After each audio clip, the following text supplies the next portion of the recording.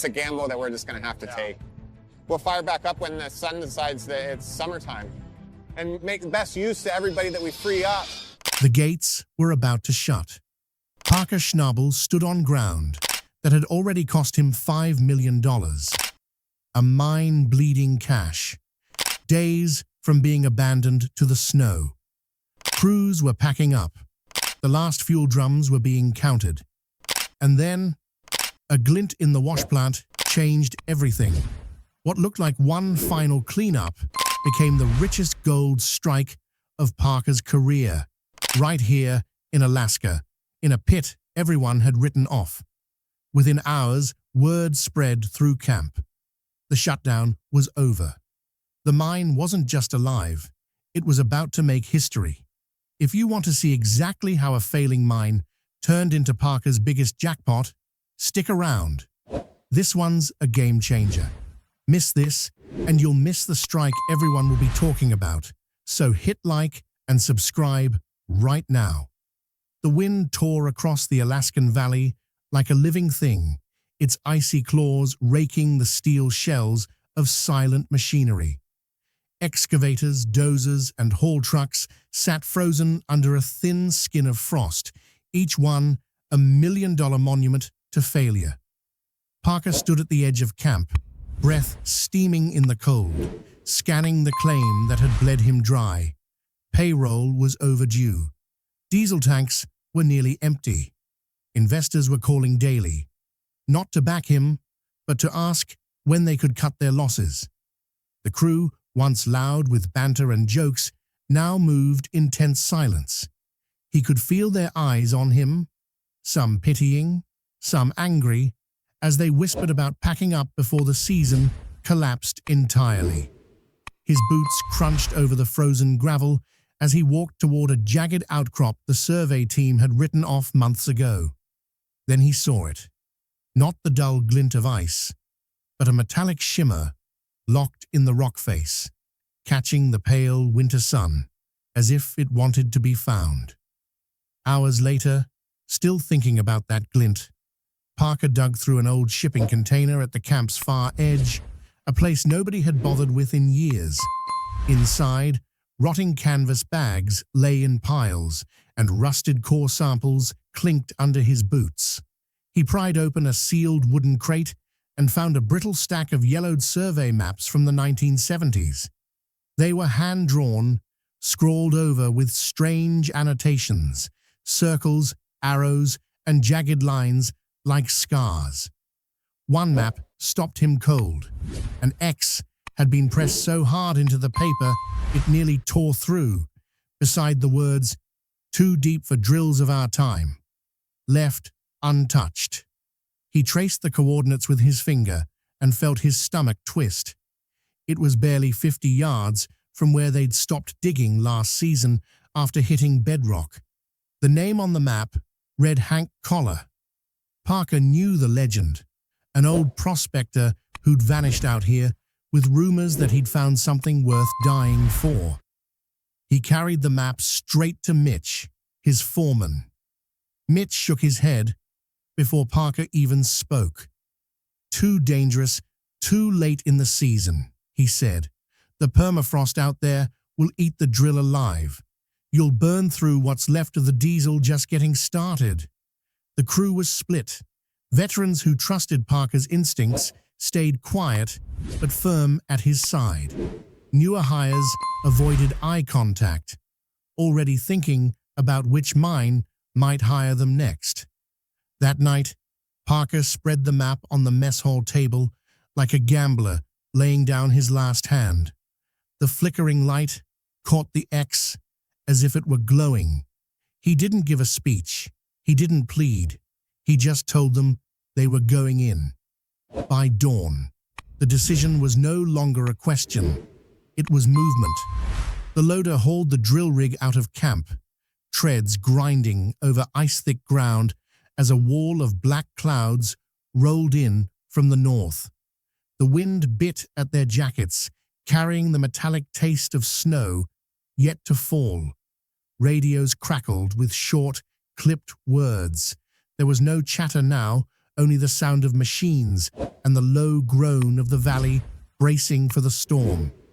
When they reached the flagged spot, the drill's engine coughed once, then roared to life, sending vibrations through the frozen ground. Its steel teeth bit into the permafrost with a scream that rolled up the valley walls and came back in distorted echoes as if the mountain itself was warning them. The bitter air stung their faces, exhaust smoke mixing with the icy fog, until the entire operation looked like it was shrouded in steam from some industrial beast. For 2 full days, they fought the earth.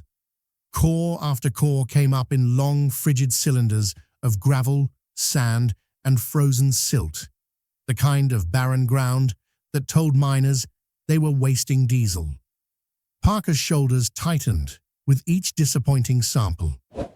The thermometer on the drill rig read 12 below, and the men's breaths came in ragged clouds. Conversations grew shorter. Every wasted hour was fuel burned, food eaten, time lost. Then, on the 3rd night, something changed. The drill bit slowed.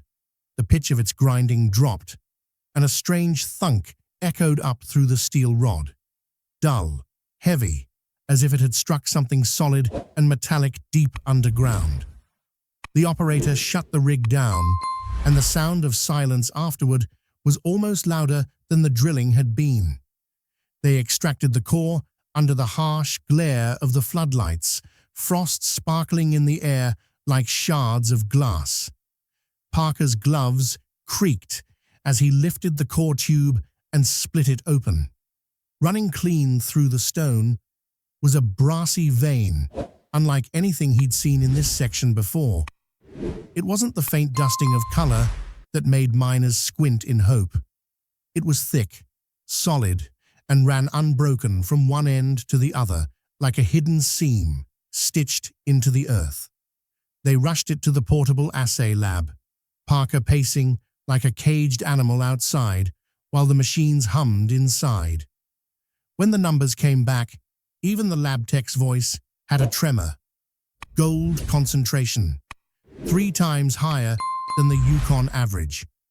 In rock this dense, that was unheard of. Parker's chest tightened. They drilled straight into something the survey maps had never hinted at. The ghost vein was real. They pushed the drilling deeper, and within hours, the sound changed again. This time, a hollow, resonant vibration that rolled through the drill rod. Geologist Tyler pressed his ear to the steel and pulled back with wide eyes. "Water channel," he said. "Big one." Parker remembered the old miners' stories. A hidden waterway they called the river that bleeds gold, a subterranean stream that had carried flakes and nuggets for centuries, feeding pockets deep underground. If this was that river, they might be sitting on an endless feeder line, but breaking into it could flood the entire shaft in minutes. Tyler sketched a plan in the frost on a steel table, a makeshift dam built from scavenged loader parts, steel mesh, and scrap plates wedged into a narrow throat of the tunnel before the channel could fully open. The idea was insane, but the alternative was worse. They worked in shifts, lowering heavy panels into place by headlamp, the metallic clangs echoing like hammer strikes in a cathedral. When the final plate dropped into position, the dam shuddered.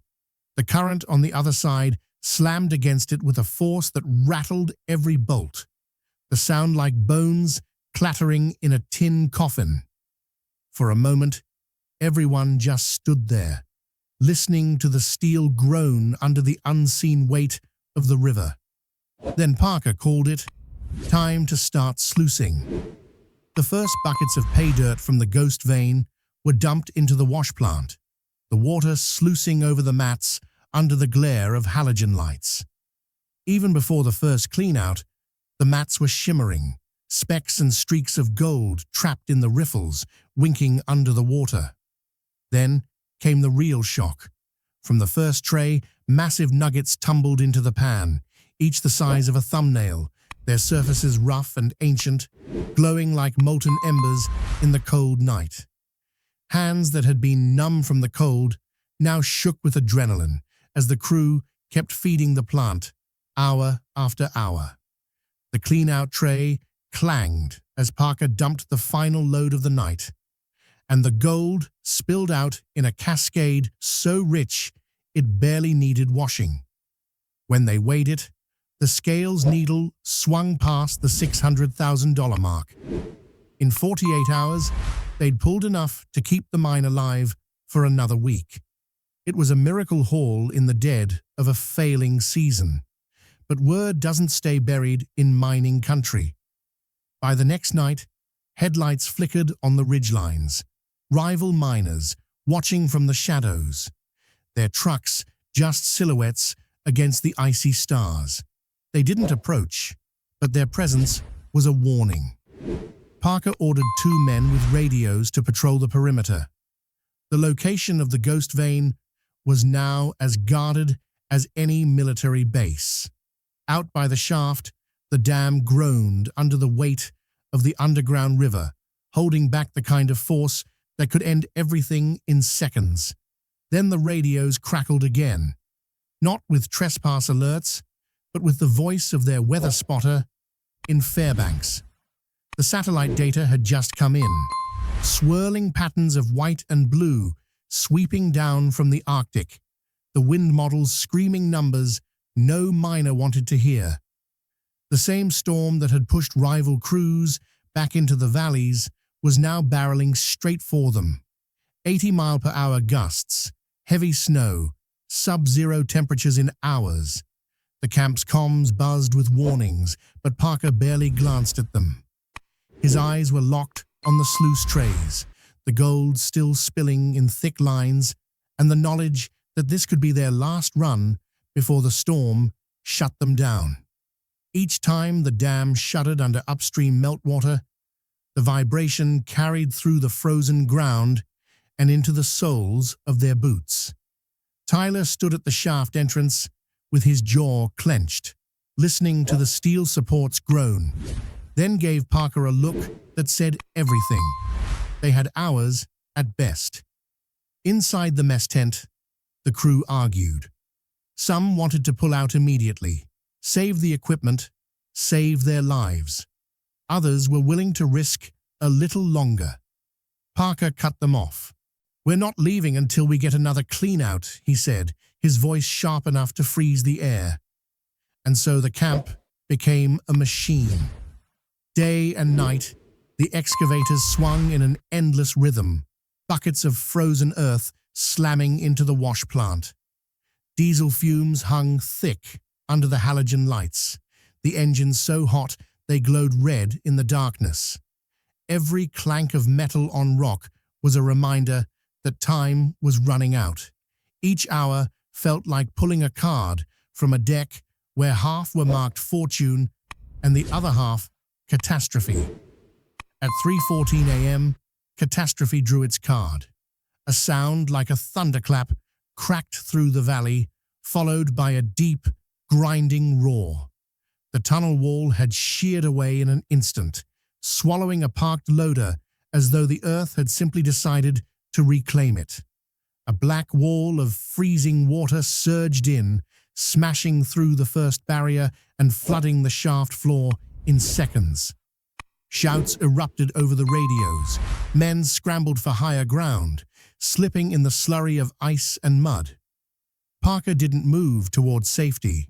He moved toward the gold. He and 4 others stayed, boots sinking into the rising water, working by instinct. They formed a line, passing buckets, hand to hand, each one heavier than the last, filled with pay dirt from the ghost vein. Their gloves froze stiff, their faces raw from the spray. The water rose to their knees, then their waists, the current tugging at their legs like a living thing trying to drag them under. Still, they kept moving, faster now, urgency replacing exhaustion. Finally, Parker yanked the last bucket from the muck. the weight nearly pulling him forward into the flood. He staggered back and dumped it into the gold pan. The contents rolled out in fat, jagged lumps, clusters of nuggets so large they clinked together like coins in a jar. Behind them, the dam gave one last metallic wail and collapsed. Water roared in, swallowing the tunnel in a single surge. Within minutes, the ghost vein was gone, buried beneath 10 feet of frigid, churning water. Back at the main cabin, the survivors worked in silence. They spread the gold across a heavy tarp, the pieces steaming faintly in the warmth from generator-powered heat lamps. The yellow metal gleamed in uneven piles, each nugget catching the light like frozen sunlight.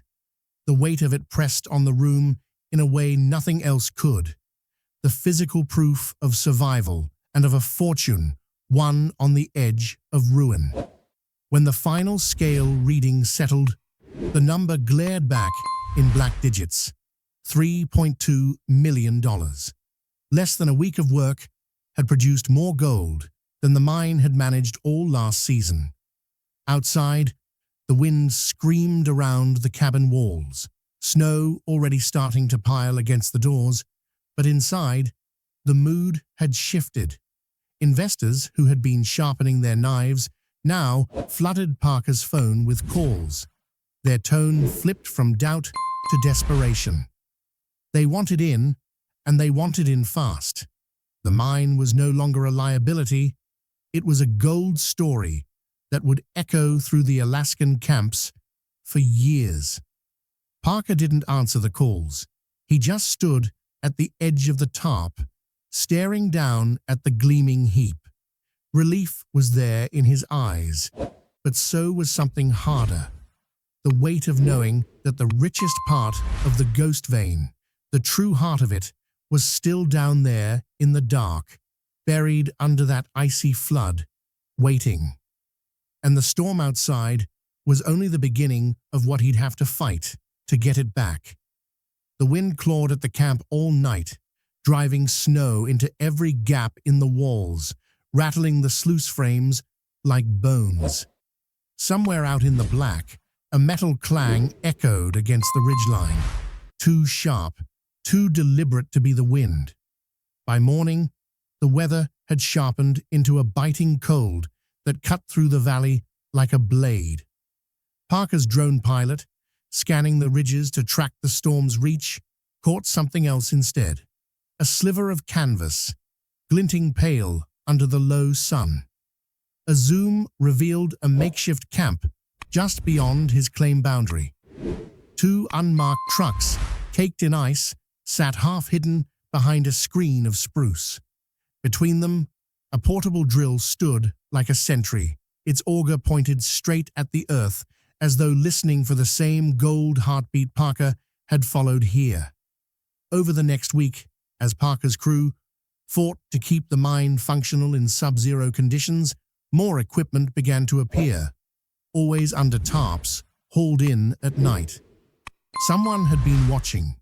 Someone who knew exactly where to look, and when an old coffee-stained set of 1970s geological maps began surfacing in private mining circles, Parker's stomach sank. They were the same maps he had pulled from that forgotten lockbox months earlier. His discovery wasn't a secret anymore. What had been a battle with the land had now become a battle for the land. The gold rush had shifted from digging and drilling to a silent, high-stakes land war where every boundary line was a knife's edge. He didn't wait. By the next morning, Parker was already at the nearest field office filing to expand his claim, his pen scratching fast as he added water rights for miles upstream to the paperwork. If the underground river really stretched as far as the geologists suspected, then cutting off access to it was the only way to secure the ghost vein's future. The phone buzzed constantly, new investors, their voices electric with greed, pledging millions if he could reopen the shaft come spring. But their excitement was tempered by warnings. The geologists were clear. Driving deeper into the underground river might destabilize the valley floor, causing cave-ins that could wipe out not just the mine, but the surrounding land. The potential payoff, though, was too much to ignore. A vein running for miles, continuously replenished by glacial erosion, like an artery pumping pure wealth through the bedrock. Parker didn't share his full plan with anyone. The most sensitive coordinates, the ones pointing to where the vein curved deepest under the ice, stayed locked in his own notebook, the leather cover worn from years of fieldwork. Trust, in this game, was as rare as gold itself. By the time the first snow squalls of winter swept over the valley, the story had already escaped into the wider world. News outlets were calling it the richest new gold find in Alaska in decades. Helicopter shots of Parker's snow-dusted camp ran alongside headlines that told only part of the truth.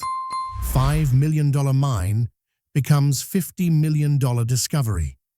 Investors who had nearly abandoned him now painted themselves as early backers of a historic strike.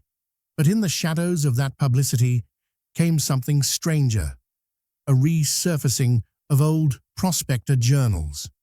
In one, yellowed and frayed, an entry hinted that Hank Collar's mysterious vanishing in the late 1960s had been tied to a hidden gold river. Reading it by lantern light in his cabin, Parker couldn't shake the feeling that Collar had stood exactly where he stood now, hearing the same rush of unseen water, watching the same storm clouds close in. For Parker, the gold was no longer just about survival or even wealth. It was about rewriting Alaska's mining history, connecting the whispered legends of men like Collar to the cold, hard reality of the ghost vein. The blizzard arrived in full force that night, smothering the camp in white. By dawn, the mine was buried, the dig site invisible beneath a smooth, unbroken blanket of snow. But Parker didn't see an ending.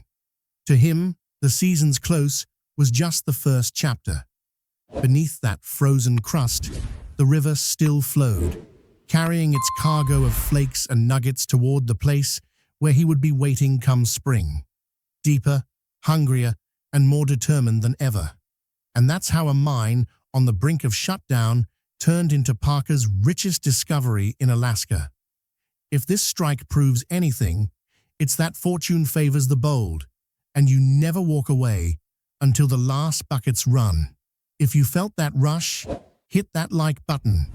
Subscribe so you're the first to know when the next jackpot drops, and share this with someone who thinks the gold's already gone. Because out here, the next shovel could change everything.